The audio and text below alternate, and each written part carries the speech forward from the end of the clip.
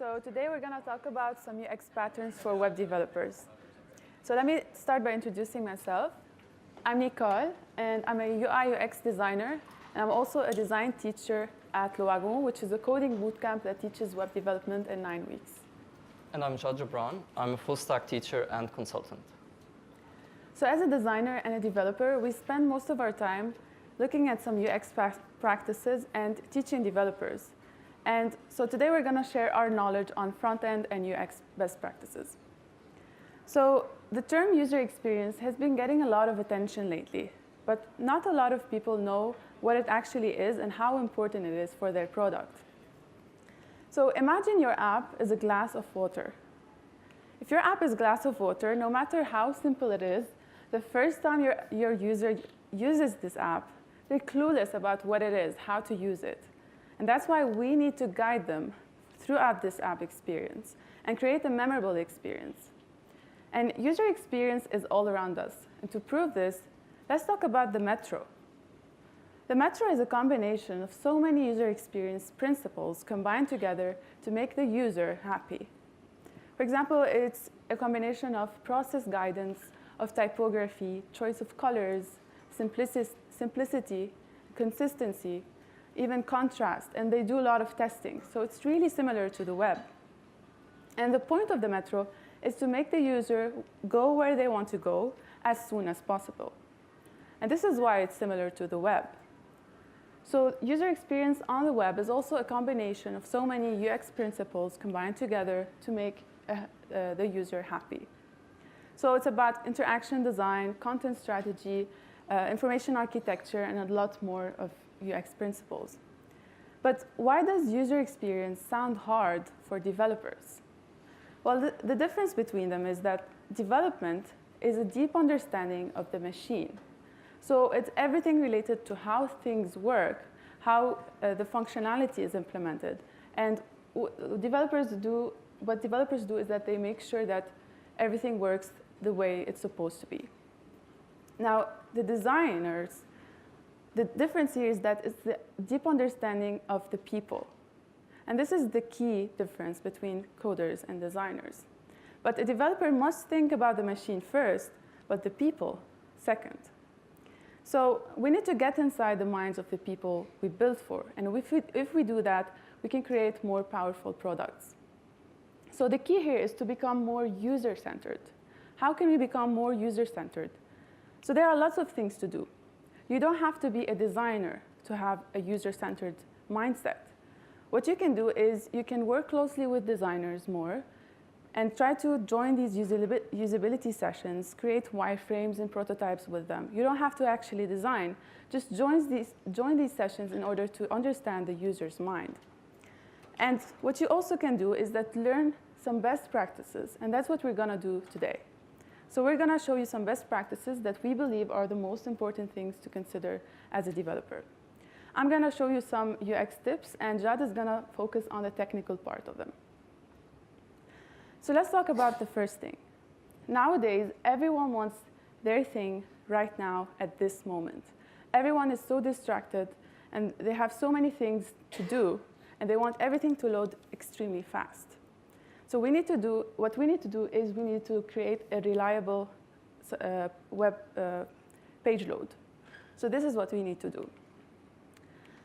1 out of 2 people expect a page to load in less than 2 seconds. And the reality is that 19 seconds is the average load time for mobile websites on 3G. So that's why this is really, really horrible. We need to work on that, especially on mobile. So yeah, how can we approach page load performance? I'm going to talk about a couple of things, and the first one is being code splitting. I think this is one of the most important things you can do, especially right now in 2017. And instead of going very technical, I'm going to first show you the motivation. And the motivation is, if you go to most websites nowadays, if they're shipping about 800 kilobytes of JavaScript, then you're looking at approximately 8 seconds of parse time on mobile. So if you want to be fast on mobile, there's no way we can ship big files, big JavaScript files. So again, instead of being very, very technical, what I'm going to do here is I'm going to show a use case for Uber, m.uber.com. So what m.uber.com did, they focused on one of the most important business metrics they have, which is they want users to request a ride. So the way they did it, they have only 3 scripts that are deferred, so they don't block page rendering, and they load one after the other. And they only weigh less than 200 kilobytes. And those 200 kilobytes allow users to request a ride. This is the baseline. So they load the most important scripts for you to request a ride, because this is what 90% of users go on Uber to do.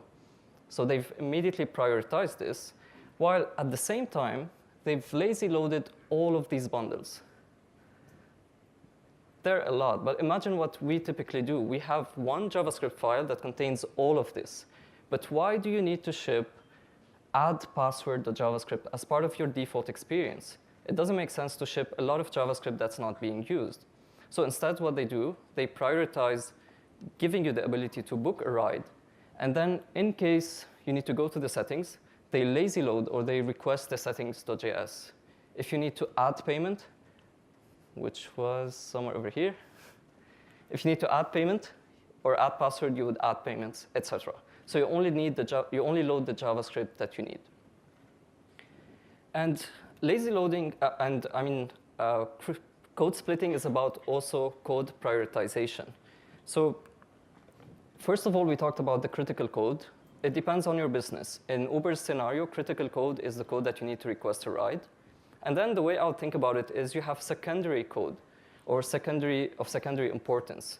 So this could be, for example, the sidebar. So I think the sidebar is something very important because most of your users will click on the sidebar. So this is something that Uber can improve because they only lazy load the sidebar once you click on it. But the way I would do it, for example, is I would first load the most important JavaScript to request a ride. And then as soon as I have idle time, I will load the secondary JavaScript, which is the one that allows me to open the sidebar. And then third of all, you've got the infrequent actions or infrequent JavaScript. This is for vehicles, SVG, add password, promo code, all of the things that you may not use immediately. So that was for code splitting. And I'm also going to talk about interactivity. And this is a very important metric because a lot of times you see content on the page, but you cannot interact with it. Let's take a look at this example. It loads very fast, and you see I have those icons here, but I cannot click on them. The reason behind it is because the JavaScript that's responsible for these has not been prioritized. So we're not doing code prioritization properly here. Why? Because we have, again, a big JavaScript bundle that's running towards the end, and once the document is ready, then we will add the event listener. And it doesn't make sense for the user. It makes sense for us developers.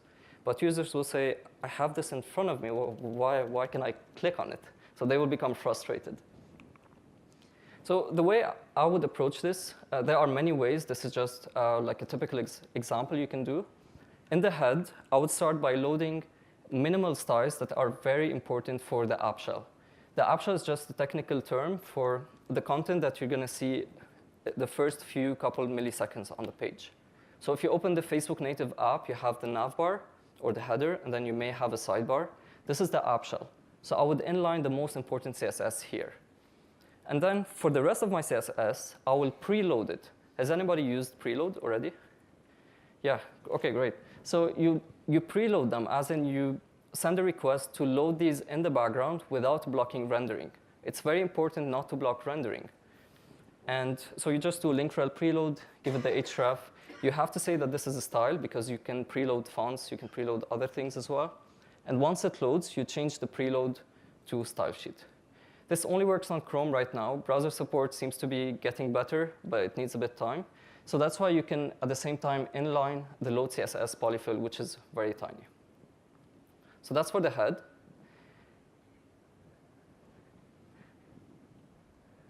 And now in the body, what we would do, I would have the app shell here. You could also potentially have server-side rendering. It is important, but it's not very, very important if you're shipping a lot of JavaScript. This is a message that I want to stress a lot, because even if you're doing server-side rendering, but you're still shipping 700 kilobytes of JavaScript, then this is your bottleneck.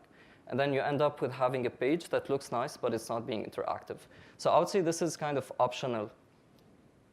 You should only do it if you have an optimized experience. And then I'll be loading the scripts, just like Uber did, with defer. You could use async if you've got one script, but I'm using defer because I've got multiple scripts, and I want to guarantee the execution order. So I want to make sure that the common JavaScript runs first, and then the index runs second.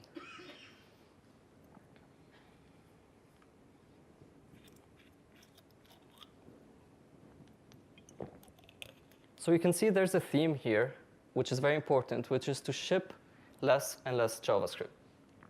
And if you want to ship less and less JavaScript, there's a couple of things you can do. You can take a look at Source Map Explorer. This tool will help you realize what kind of JavaScript files or libraries you're shipping. I've used this, and then I realized that I'm shipping the handlebars loader to the front end, although I only need it for the back end, for example. I only needed to be able to require a header, require a footer, but I ended up shipping like 50 kilobytes of unused code.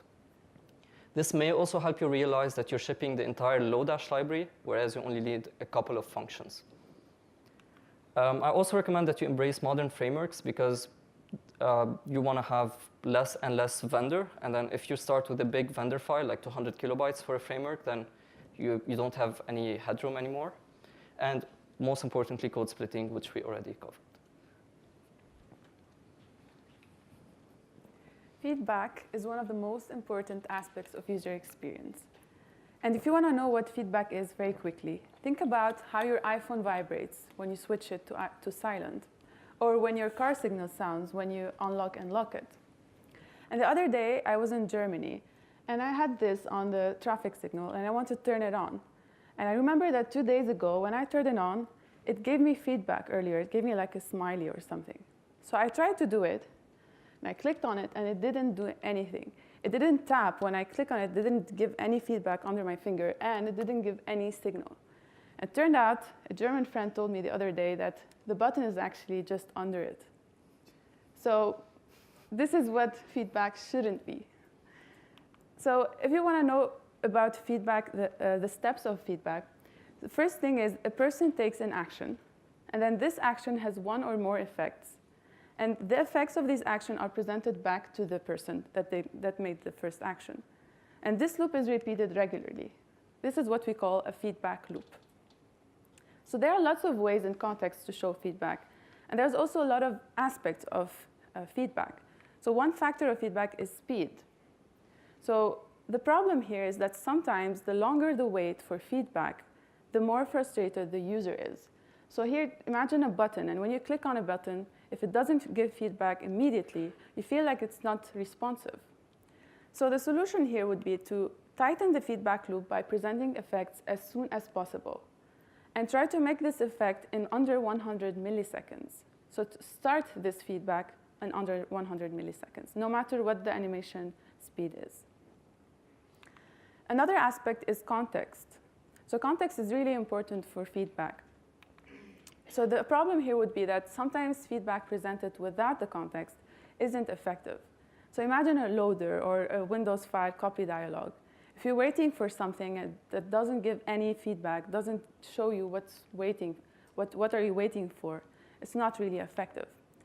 So the solution would be to show how much is left for the user to get to their goal, how much is left or how much it's done. The third one is motivation. So think about subscribing, submitting, sending something. When you do that, if the feedback isn't connected to the user's true motivation, maybe it doesn't work. So what we can do is we can give reward or something that tells the user that you reached your goal. And this is a type of feedback as well. So here it's MailChimp gives like high five, thanks for submitting your campaign. And one common way to use feedback is progress indicators. So it's a very common way to give feedback and show the user that we're doing something and you're waiting now. But if you think about it, it is easy to implement, but it doesn't give any sign of progress. The user is usually uncertain of what's going to happen, how much is left, and what's the next screen is all about. And it's actually perceived to be slower than the actual time. So what we can do to fix this problem is to use skeleton screens. Skeleton screens are now a big trend that everyone, like big companies, are using. So this is what a skeleton screen is. LinkedIn recently started using it, And what it does is that it makes people focus on the content that's going to be next instead of waiting. So it's actually perceived to be faster than the actual time. And it tells users what to expect as type of content next. So it's also perceived to be faster, and it's like a gradual loading of the UI. So it's progressive loading. Now, when you don't have any content to show, let's say you don't have any files to show in the next screen, it's important to be prepared for this, because there's no guarantee that this request will be executed successfully. And we need to work on how we can handle this failure. So what we can do is we can inform the user when there's nothing to show using something called an empty state. An empty state is a state where we show the user that this is empty, but what you can do is this. Or just tell them in a tagline, in a subtle neutral background, that you don't have any content, instead of just showing a white screen. And you can even get the user to act with a call to action. You can either use your main action or something else, something that says, here's what you can do to fill this page. Now, a problem in feedback is that sometimes when you tap on something, and especially on mobile, the feedback that it's going to show is sometimes delayed. And this is a common problem on sidebars on mobile. And one reason for this could be initiating animation and sending analytics at the same time, which may be the reason for this lagging. So if you take a look at the code behind this, it could be something as following. You find the burger menu element, you add event listener on click, and then you initiate sidebar.open, but at the same time, you send an innocent analytics request. But it turns out sometimes it may make things slower because you're sending an XHR request, and at the same time, you're using the main thread to do CSS3 animations. Sometimes it may be slower, you have to test. This is not like a guarantee that it's going to be slower. But what can we do in those kind of scenarios? What we're looking for is we're looking to defer non-essential work. Because what is essential and what is not essential? Opening the sidebar immediately is essential, but sending an analytics request is not critical. So how can we do that? We can use a new web API called request idle callback, which accepts a callback function here. And this gives you small chunks of work that the browser will only run when it knows that it has some idle time. So if the browser isn't doing anything in the background, it knows there's idle time. It gives you small chunks of work that typically happen just before the visual sync. So just before the browser is going to render something on the screen. And you want to make sure you don't go over budget. A sample example for this, inside the idle work function, you get a deadline object, and you want to check if you still have time remaining. And I have like a simple tasks array here. So instead of sending analytics, I'll be pushing the analytics request to a tasks array. So here, if I still have time remaining and I still have tasks to process, I would do the idle work here. And if I still have an overflow of tasks, so if I still have tasks but I don't have time remaining, then you would schedule the idle callback once again. This may seem a little bit complicated, but this is a scenario that works in a lot of use cases. If you're only doing it for like one analytics request, then you could probably skip most of it. Consistency is also a very important UX principle. We need to always keep the UI simple and consistent throughout the app. And the benefits of consistency is that, first, having inconsistency will force the user to think more and to learn a new language. Whereas if your app is consistent, your users will learn how to use it very fast. And this will also eliminate confusion, because they'll be able to understand it very quickly from the first impression. And also, if you have predefined components that are consistent throughout all the app, you will actually save time and money, because developers will be able to use these as guidelines for them throughout the app.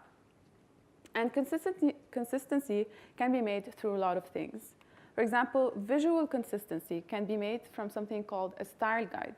If you create a style guide with designers at the beginning of your project, like put something like the logo, the buttons, the UI, all the UI components you can think of, everything that are going to be used all over again in your app.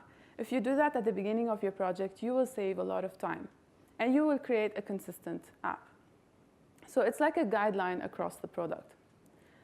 So if you want to know more about style guides, there's styleguides.io. They explain definitions of style guide and a lot of examples there.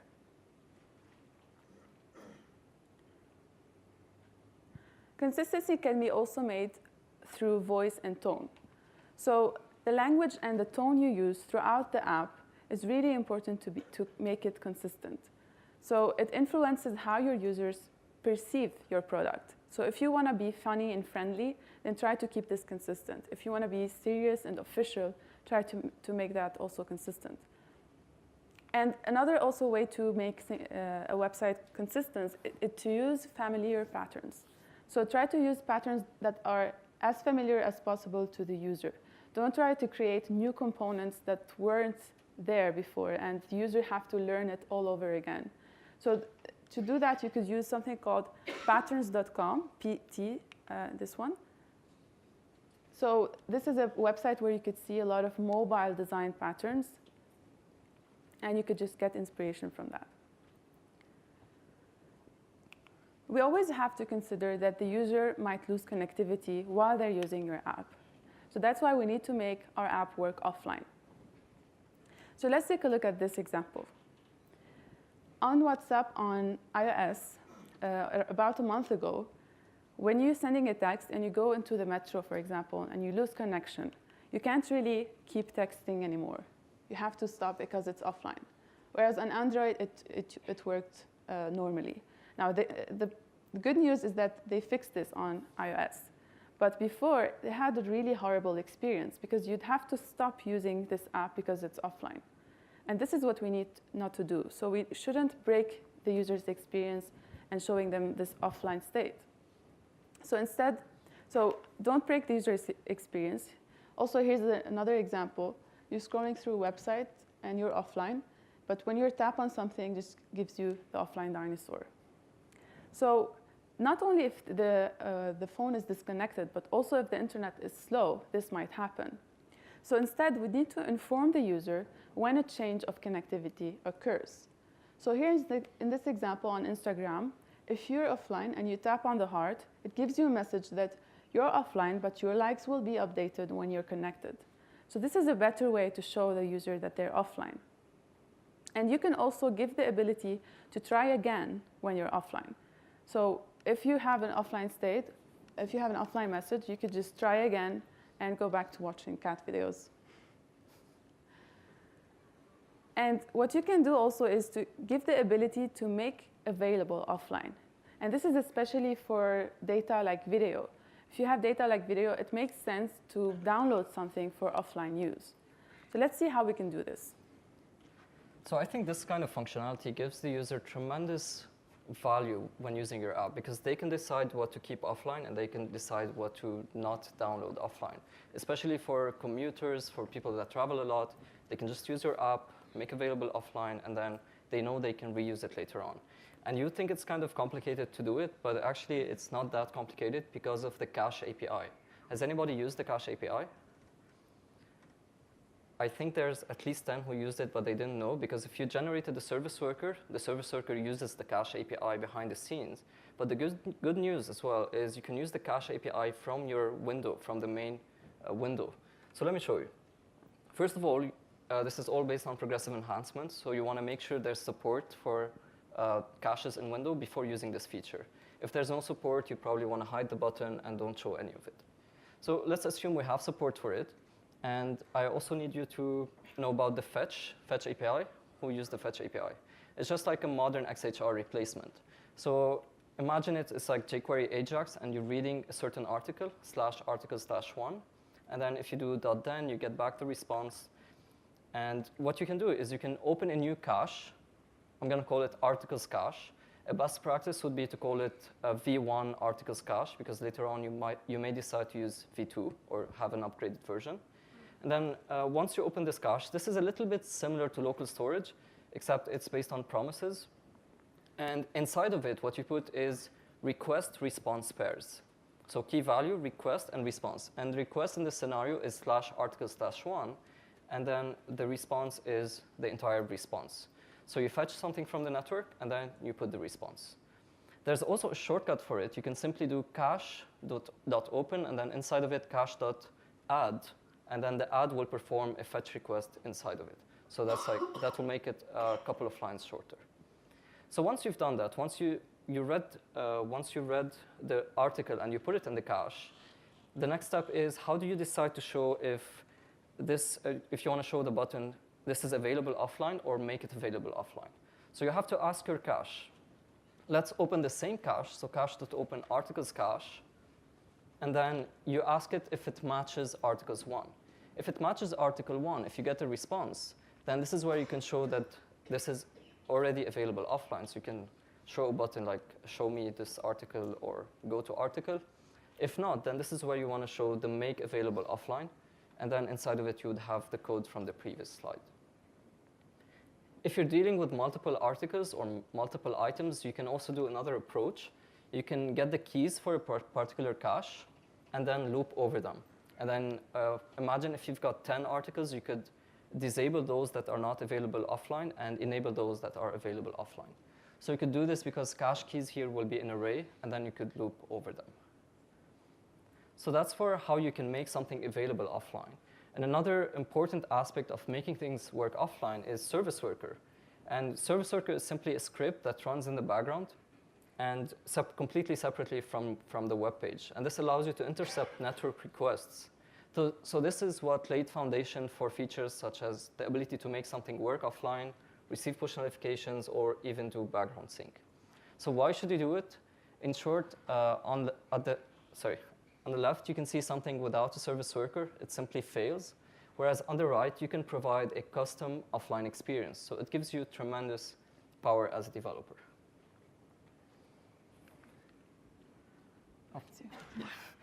And another thing you can also do for online offline is you can tell the user when he goes online or goes offline. If you take a look at this example, as soon as I go offline, the entire app is dimmed. So I know I can still use it, but I'm in kind of an offline mode. And again, you would think this is rocket science, but actually the API behind this works on IE8. I'm serious. It's been there for a while, but nobody used it because it doesn't make sense to use it back then. It's simply an event listener that you can add on the window only, which is either you can check for online or you can check for offline. And then you could call some custom methods. And if you build something that works offline, which could be a progressive web app, if you build something that works offline, you have to manually check because your users may open your app when they're offline. So you want to manually check if the navigator.online is false, which means they open the app and they're offline. And this is a capital L. So if they are offline from the beginning, then you would trigger the offline mode. Now, what can you do inside the offline mode function? So first of all, you can find the meta theme color, which gives the theme color in the browser, and then give it an offline color, like, for example, gray. So this is a nice way, if you had a progressive web app on the home screen, to show the user that now you are offline, but this is still working. And then on the body, you would add a class offline. And let me show you how you can make this in a nifty way. Has anybody used custom properties in CSS? Now is the time to use them. They work across all browsers, even Edge, which launched support for it a couple of months ago. So imagine you've got two CSS variables or custom properties, one of them being the primary color. In this scenario, it's red. And the other one is offline color. And what you can do is, once you add the offline class to the body, you can flip those values. So the new primary color will be the value of the offline. And that's how you can dim all the colors in your app just simply because the user is now offline. So that's a nice indicator to tell the user that now you are offline.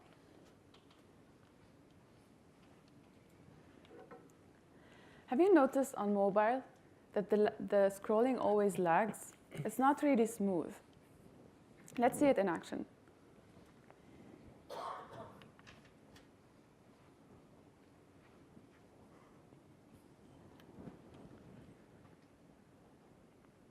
Now in slow motion. So how can we make a smooth scrolling like that? So the problem here was actually solved by a new web API. Not really a new web API, but just an argument, which is called passive event listeners. So whenever you're dealing with touch events, you most likely want to make them passive event listeners. You want to pass in the third argument as passive true. The reason behind it is because this is a touch event, and because the user is able to cancel it, scrolling will be slow. This is kind of an API bad design. So when you have a touch move event, the browser has to go through the entire touch move event before it can actually start scrolling. Why? Because you can call event prevent default anytime during this touch event. So the browser cannot simply start scrolling immediately because you may call later on prevent default. So the way you can solve this, you can simply pass passive true, and that's a declarative way to tell the browser, this is a touch event, I'm never going to call prevent default. So you can immediately short circuit the entire thing and directly commit this to the GPU, so you can directly start scrolling. And even if you call prevent default, it's simply going to be a no op. It's not going to have any issue. It's not going to have any effect. There's another thing that makes scrolling much faster on the web, which is Intersection Observer. Has anybody used it? Intersection Observer is a new web API that allows you to ask the browser about the visibility of a certain item compared to another one, or more generally compared to the viewport. So you can know if this element is visible on the screen or not, and you can know how much of it is visible through the intersection ratio. And you may think this is not very important, but this makes it possible to do an entire set of new features. You could do lazy loading of images much more efficiently. You can do infinite scrolls efficiently without having to do expensive DOM operations inside the scroll event. And another use case, you can do this kind of, if you have a video that's playing and then you scroll out and the video becomes outside of the viewport, you can show a mute button here. So it's very tiny, but it has a lot of impact on the user experience. And here's how the code behind it looks like. You create an observer as a new intersection observer, and then you get back a list of entries. In my scenario, because I only have one video, then I'm only interested in the first entry. And then for the mute button, I only want to make it hidden if the video is paused. So I only hide the mute button if the video is paused, or the video is showing on the screen. So once the video is outside of the screen, the mute button will be visible. And then finally, you want to observe, using this observer, the video element. This works on Chrome, I think Opera, and maybe Firefox. It doesn't work on all browsers, so you may want to load a polyfill if you want it to work everywhere. We always assume that all our users can see and use a keyboard, a mouse, etc. But there are actually 49 million people that suffer from disabilities, from mobility to hearing to eyesight. So to define accessibility, it's when a site's content available and fully functional by anyone. So it refers to the experience of users who might not be your typical user. And there are lots of types of disabilities. They're non-physical or temporary, and sometimes something not being available in a country is a disability.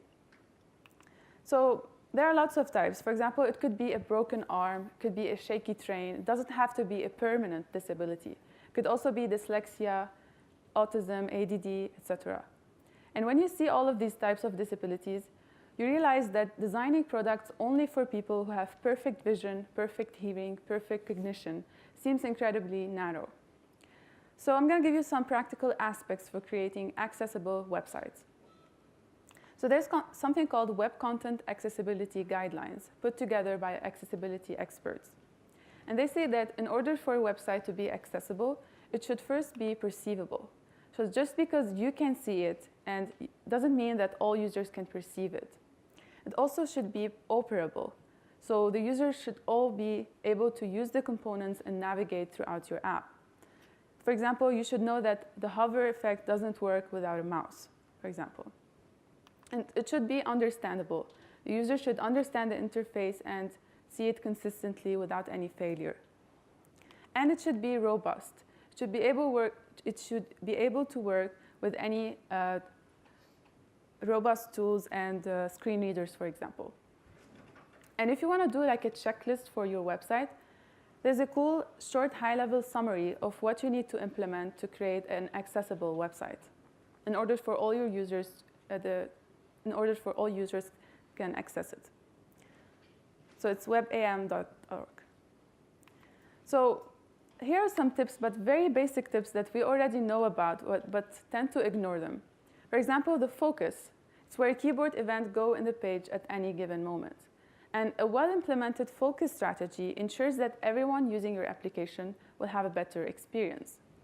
So focused items are often indicated by a focus string, and this design depends on the browser. So we need to understand this, and we need to be aware that some people will use the keyboard instead of the mouse. So elements like text fields, buttons, and select lists are focusable by default.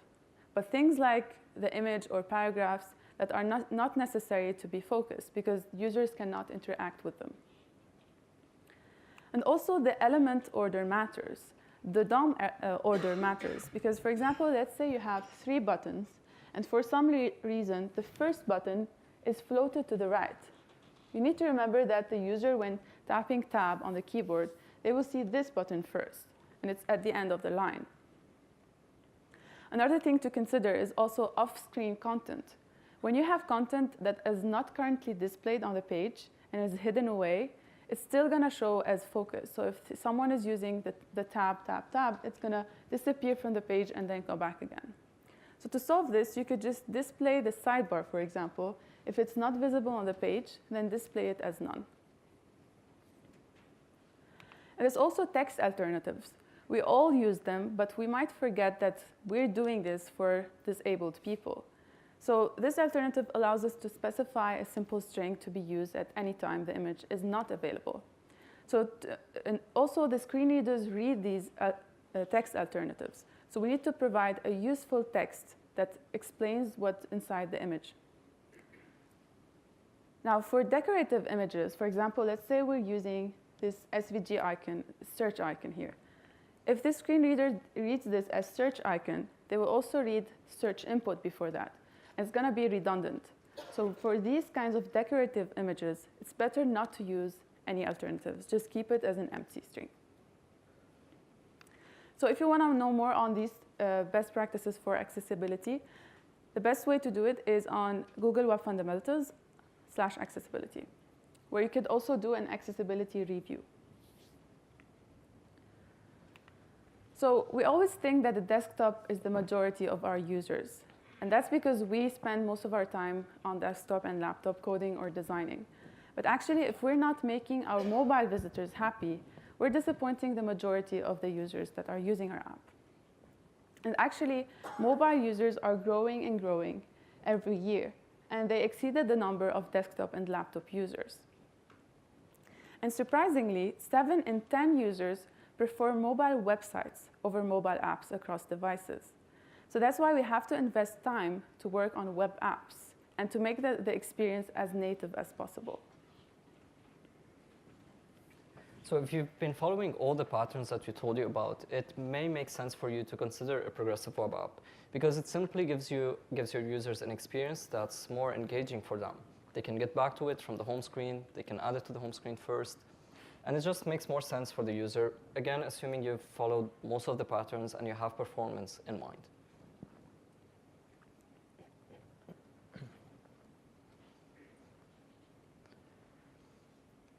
And with all the patterns that we've talked about, it makes sense to continuously test on real mobile devices. There is no alternative for this because what may take a fraction of a second on your MacBook Pro can take up to 5 seconds on a real mobile device. So you really want to test things where your user is going to use them, not where they're being developed. It's like building a car, but test driving it only in a racetrack. You want to test drive it on real roads. And make sure to use Lighthouse. This is an amazing tool that gives you a lot of insights, regardless if you're building progressive web app or not. This gives you performance, accessibility, and best practice metrics. You can compare your results. You can see, I mean, in the best practices, I'm sure we all forget at least 15 or 20. Like there are the link rel no opener, which may give performance and security issues. I never ever heard about it except when running through Lighthouse. So this is a Chrome extension, and as of the current Chrome 60, you can now have it in DevTools. So just right-click, inspect elements, go to audits, and you'll be able to create an audit. It's also available as a node module, so you can do continuous integration with it. You can get performance regression reports out of it. There's also a nice tool in Chrome DevTools that recently launched called code coverage, which is live code coverage.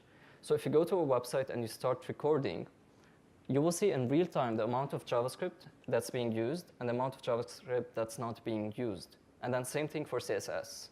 And this is where you realize code splitting is very important, because if you go to any website that's not optimized for mobile, for example, just Trello.com, you will have a huge red bar, just like maybe this one. 90% of something is not being used because we're just shipping jQuery, for example, or we're shipping a library that's only going to be used on the second page.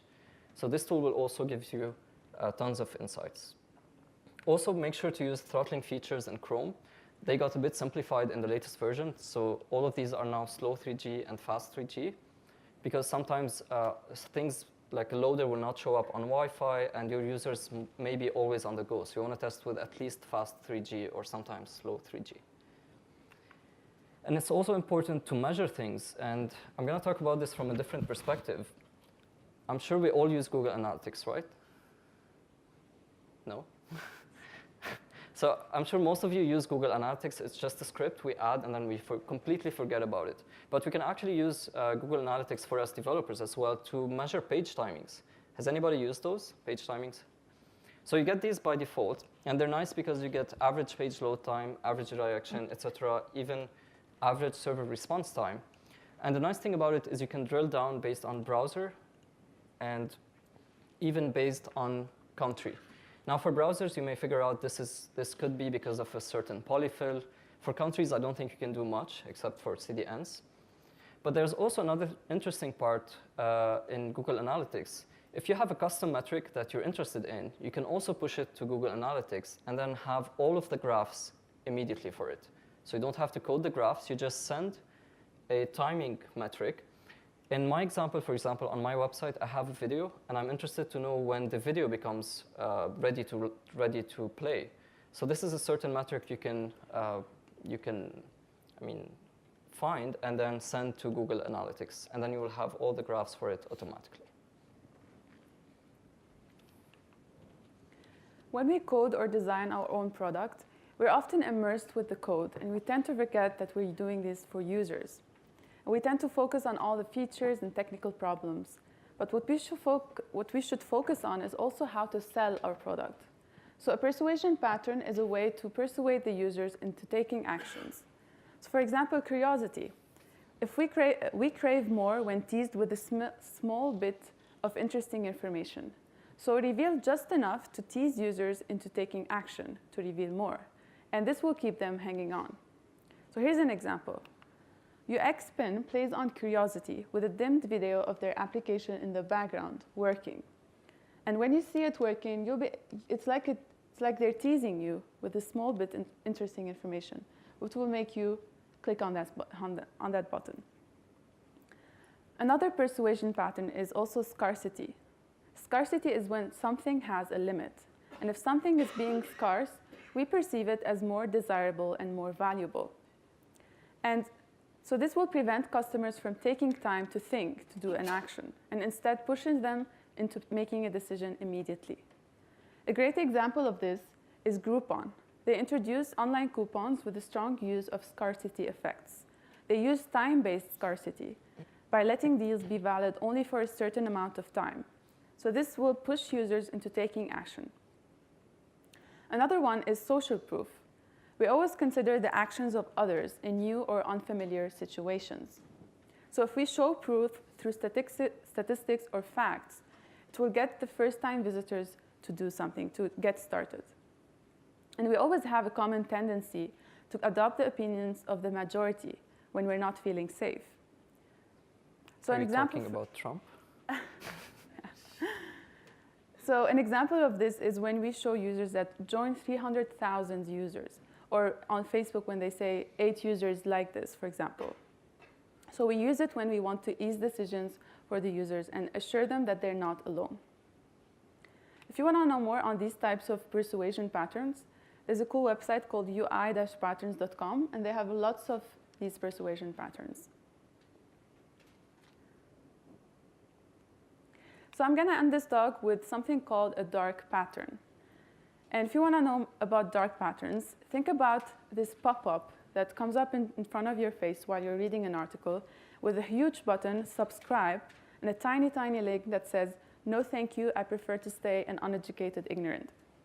So this is a dark pattern. And the goal of a dark pattern is to increase the company's revenue, but it should be completely avoided. So a dark pattern is a trick used in websites that make you buy or sign up for things that you didn't mean to. And the difference between this one and the persuasion pattern is the persuasion pattern only persuades you into taking some actions, but this one just tricks you in it. And this is the key difference. So here are some examples. For example, here it says, it's not too late to save money, upgrade with a huge button, and continue without saving money at the secondary button. Another one is not exactly free Wi-Fi if the user is forced to sign up to marketing info. So to use the free Wi-Fi, please subscribe to receive news. You have to check this in order to use the internet. Another one is nasty little dark pattern on their exit page. Select the marketing channels you don't want, because you usually tend to uncheck the things you don't want, but here you have to check them. You won't notice this, and you'd have to. So this is how they're tricking you. And another one is also to show you that the dark patterns are not only on the web, but they're everywhere. Public parking, $4 each 10 minutes. It's horrible. So if you want to know more on these types of dark patterns, there's a great darkpatterns.org website, and they have like a wall of shame on all these patterns that they see, and just take screenshots on Twitter. So that's it. I hope you enjoyed this talk, and let us know if you have any questions. Make sure to also follow us on Twitter. Thank you.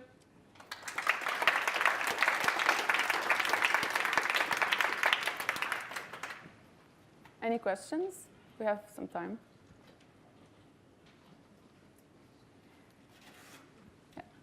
I'll give you the mic.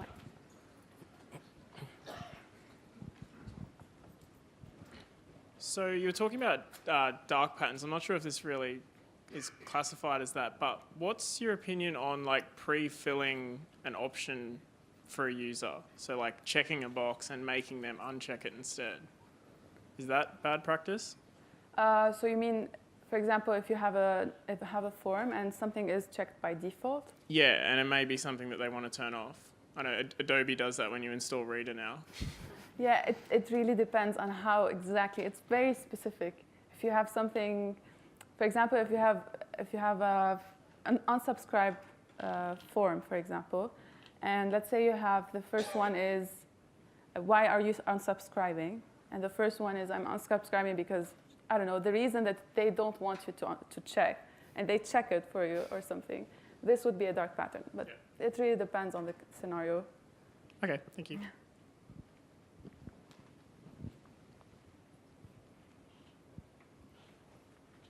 Okay, so we're around if someone has any question. Thanks.